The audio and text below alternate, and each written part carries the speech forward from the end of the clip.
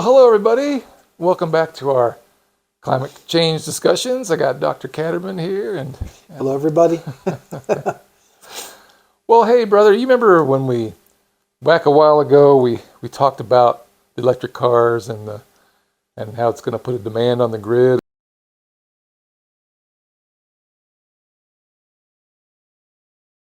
Or aren't they supposed to be producing or incentivizing us to buy more electric cars?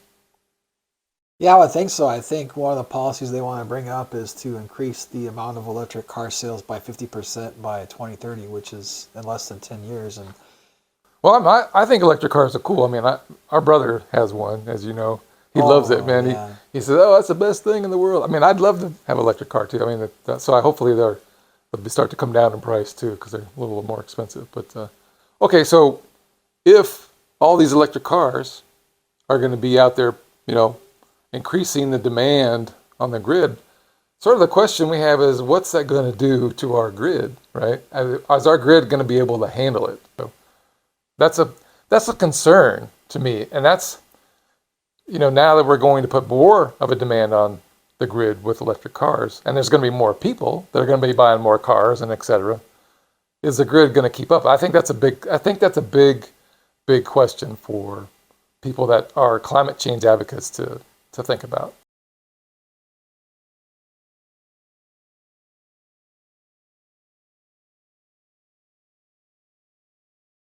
Okay, so the grid is kind of built upon capacity, which are the power plants that produce electricity. And then there's distribution. The transmission lines and the substations that distribute the power to the residential homes and businesses. Okay, so what they do is that if you have a power plant, let's say it's a natural gas plant or something, and it's producing electricity. It's like generated. It's like a big, huge generator. And so they take this and they'll upconvert it to really high voltage, and then they'll in a transformer. So there's a little loss there. But the reason why they do that is because you can transmit power across these high tension power lines. The higher you have the voltage, the less current you have to produce in them. So that's why the wires can be a lot smaller when it's compared to like the power you're doing. You ever notice that, like when you go into your neighborhood, take a look at your transformer next time, like that feeds power to your house, because you have those round cylindrical metal transformers that are on those poles, on that side. I've kind of seen those. What happens is, so the power goes from these high power tension lines to substations, distribution substations, and then they transfer that power to smaller poles, and then you might have to have another substation that drops it down even to less voltage. So it'll go from like hundreds and hundreds it'll go from like several hundred kilovolts, on these high power tension lines, down to, maybe 2 or 3 kilovolts in the neighborhoods, after you go through these substations and things. And then each house has this there's going to be a transformer that's connected to your house that goes to the pole to the end of the transformer. If you look at that transformer, you notice that the wires coming off of that transformer are thicker and bigger going to your house than they are on the poles themselves. Just take a look at that sometime. It's kind of interesting phenomenon. So when they drop the voltage down, you need more current, and now that's why the lines have to get bigger to go into your house. So that's what they do. It's a very efficient way of transmitting electricity. Nikola Tesla, not the company Tesla, but Nikola Tesla came up with all that and doing the 3-phase power and all that stuff. So he won the day over Edison about, remember they had the AC versus DC thing anyway. So it was, see the movie sometime, it's kind of cool. Anyway.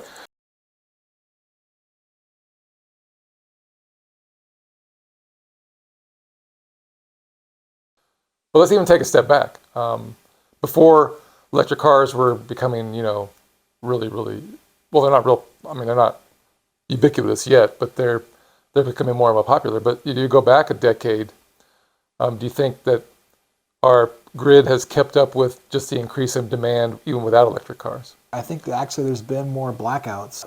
The statistic I have, there's been 60% more blackouts from 2015 to what it is now. I think it was like 2020 or 2021. That makes sense, because I look back and one stat I found was from 2013 to 2020, it was over 100% increase. So both trends show that it's not getting better, it's getting worse. So back in 2013, the way they measured it, the one I saw was an average per household per year had 3.5 hours of blackout. Okay, in 2013, and by 2020, the average household per year in America had 8 hours of blackout. Oh, So that's yeah. that's a more than 100% increase just over that 7-8 year period. So Going with that too is they also say that the peak power demand is going to go up. right. So now you have more blackouts. The demand, a percentage of that's going higher too as well, Well, let's just for peak power demand. well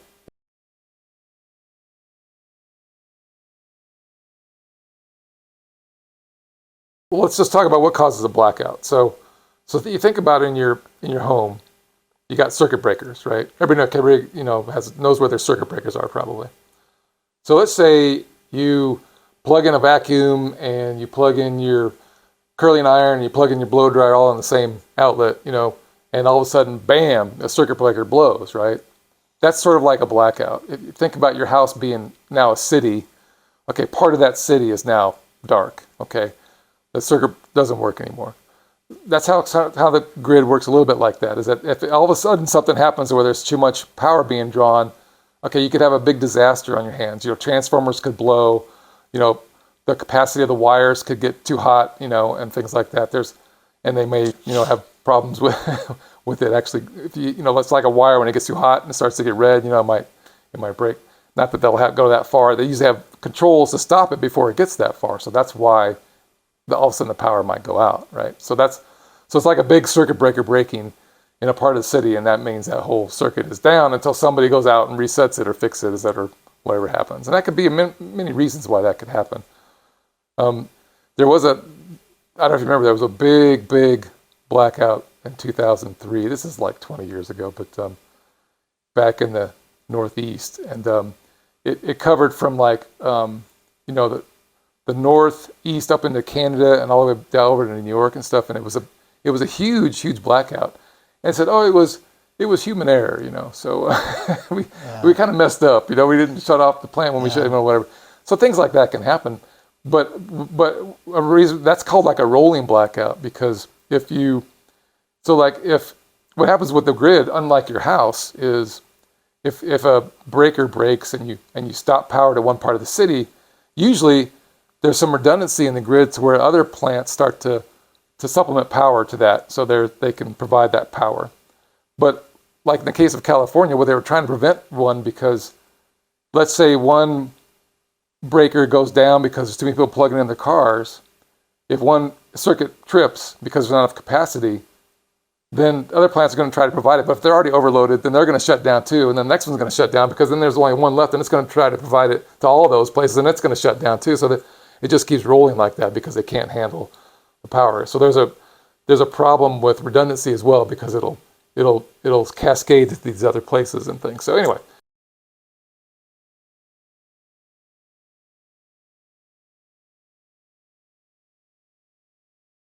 If we're going to increasing in blackouts, we've got to think about that. I guess is what my point is that we have to keep thinking about upgrading our grid so that we don't have these problems in the future with the demand going up. The users are going to consume more electricity. So what kind of improvements do you think we need to make to the grid to prevent all these kind of problems going on with increased power usage? That's a good question, because there's a lot. The grid is complex and there's a lot to it. It could be either a capacity problem or a distribution problem, right? Those are probably the two main areas where things could go wrong. Weren't you telling me that, back a little while ago, they had all these renewable projects ready to go, but they had to cancel them for some reason? Was that? Yeah. That I think that was back there. There's a statistic during 2016 to 2020. They had to abandon about over 200 renewable power projects because there wasn't the transmission capacity set in place to bring in that power from where it was, where the projects were at. So they abandoned over 200 of them. Right. So but that's a good point about the transmission and the distribution. So when you got all those systems going along transmission wise, there's only so many ways you can do redundancy, and it gets difficult because we have such an old, antiquated system right now. We're talking about decades and decades of old power transmission lines and substations and power plants. And the systems we use now are just using the concept of big power plants that produce a lot of power for a lot of wide area of places, and one or two substations, and then power goes out. And either like what they call like a loop configuration or a radial configuration a lot of times from this one power plant. So if the power plant goes down, then you have serious problems, right? So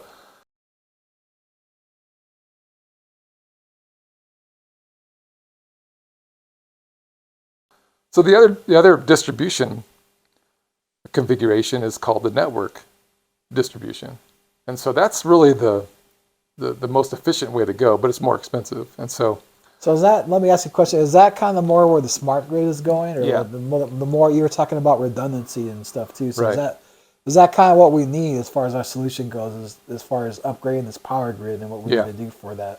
Yes, that's the short answer is yes. We need to get our concept of just big power plants when ring and radial type distribution network, get away from that more to more of a network distributed and small power node loads, so that and power loads for the loads that we have. So for instance, if you have them closer in to where you're because a power plant, you're going to have a big, huge one. You see them sometimes out on the highways and stuff, and they're producing power stuff. So, and they're piping in from a long ways away. If you have smaller power nodes, power generating stations and many of them, so they're redundant, then you distribute them more and more, so there's a lot of resiliency in the grid, then that's the way to go. But that's going to cost a lot of money. It's going to cost trillions of dollars to do that all across the nation. Yeah, because I heard that I saw statistics where it said that the value of the grid right now is around $2 trillion, but to upgrade it would cost $5 trillion to upgrade the whole grid. Yeah, you're talking about a lot, because those transmission lines are getting old, the substations are getting old, all the transformers need to be replaced at a regular basis, and so they're probably not too bad. But transformers have a limited life as well, and they may be getting to their end of life in a lot of the places, and we're probably not replacing enough of those, because like you said, as blackouts are increasing, they're only going to keep increasing because there's more and more people that are, building more houses and living, more. There's more and more people in this country and every year, right? So there's just going to be more and more of a demand. So, and that's not including electric cars. So once electric cars come online, more and more, then we're going to need more of a resilient grid and redundant grid. So all I could find was that we put $5 billion into this pot of money to help out with more loans for upgrades to the grid distribution, which is not really, because there's really $5 trillion that's needed, right? So that would take a long time to get to that point. So I think we probably need to give a little bit more funding and more attention to the grid.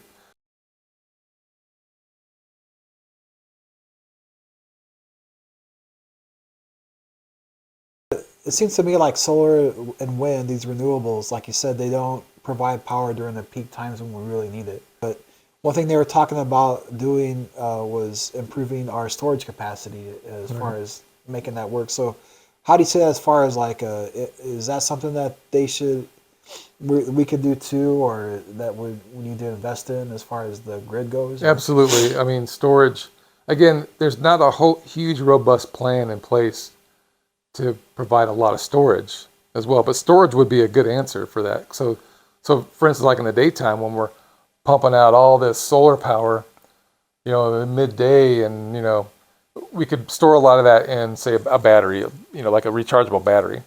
That's the way a lot of backup systems work. You have this rechargeable battery, and then power kicks out, and the battery provides it to an inverter, and then that provides electricity when you have a solar generator or something like that as a backup system. So that's great. But I don't see a lot of that going on. And I don't like the batteries sort of system that we have now, because batteries are, right now, that's the problem I got with electric cars too. We're going to have all these batteries at some point we have to deal with as we dispose of them.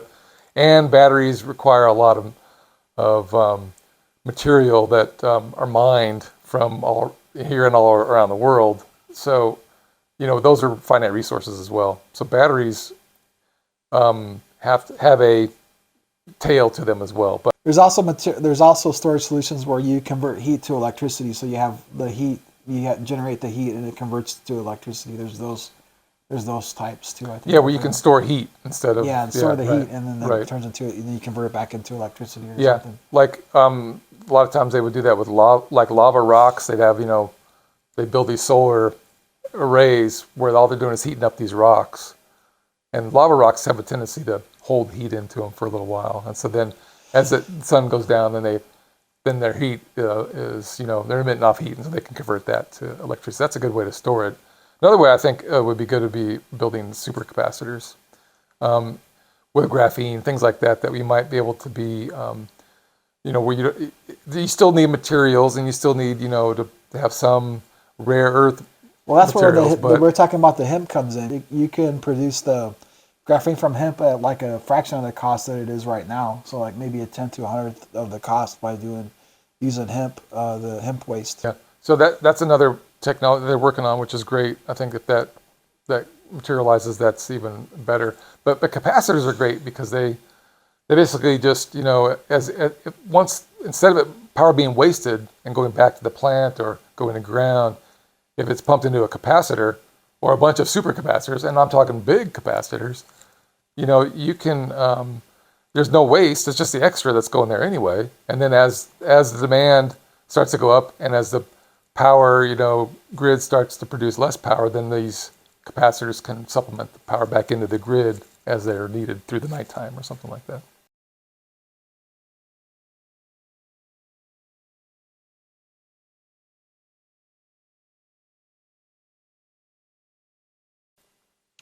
Okay, so to summarize, what do you think is the best thing to do if we're to bring about these policies where we want a lot more electric cars? 50% of our electric vehicle sales will be electric vehicles, and have 80% renewables. What do we need to do for the electric grid, like to improve it, to get there or whatever? Is that possible to do, or what do you think? Yeah, I think it's possible to do, but it's going to be expensive. But I think it's a necessity if they need this to work. 80% renewables, they're going to have a robust grid system. Okay, so first of all, yeah, let's increase our renewables, and I think that's possible to do. We've talked about that in the past through solar concentrated towers, the solar panels, the wind farms, biomass, nuclear. So yes, increase that capacity for renewables. I think we can do that, but we're going to have to upgrade our old antiquated power plant distribution systems that are mainly the loop systems and the radial systems with the networked systems, which would translate to a smarter system and more redundant system. Okay, that's the first thing we have to do. But that's going to be a really expensive upgrade. So part two of that is that we need to make smaller power plants and more of them, not the big power plants. So smaller plants that are distributed closer to the areas where they're needed, and not miles and miles away outside the city where they're doing a coal plant somewhere or a big solar farm or something like that. They need to sometimes again we're limited by that because of necessity of space. So I get that, but if you can put small natural gas burning plants in closer to places. They do that all the time around the cities. I mean, so that would be great, but do the solar and wind and all that first, and then you supplement with natural gas plants, which is the third part of it as well. So smaller plants, networked. First of all, networked systems, network distribution systems, smaller and more power plants and power nodes, and closer into your where you're trying to provide your power to, so there's less loss. And so that would solve the resiliency problem and redundancy problem. So then you wouldn't have the blackout scares and problems, and that would handle all the capacity that you're doing. Fourth thing would be to get some robust storage going, like supercapacitors, to do maybe some battery part systems that we could try to do, that maybe newer technologies that aren't so harmful to the environment as a waste product. All right. Well, we thank you for watching this video with us, and stay tuned for further videos. And as far as now, this is the Climate Brothers, Change Brothers, and we hope you have a good day. All right. See you.